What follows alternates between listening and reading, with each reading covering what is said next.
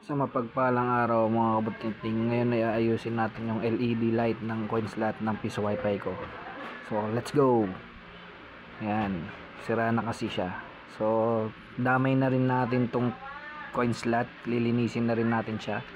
Yung mga butas-butas na yan, yan yung kailangan nating linisin, yan mga yan, para maganda yung basa niya ng coins niya.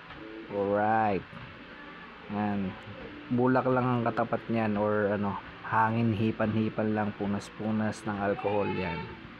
So pati yun kailangan. So ito, naidikit na natin ngayon yung LED light ng coin slot. So ganyan lang ang forma niya kapag sinama na sa hulugan ng coin slot. So ikakabit na natin to para ma-testing na rin, para let's go. Yan, testingin natin kung effective yung gawa natin. So pipindutin natin yung insert money, kasi pag pinindot yung insert money dapat iilaw siya. So try nating pindutin. Ayan, ayaw pa, di tinamaan. Isa pa, yun, kita nyo mga kabuting-ting, umilaw naman. Effective yung gawa natin ng coin slot, ng LED light ng coin slot. So yan, patay, insert money ulit, yan.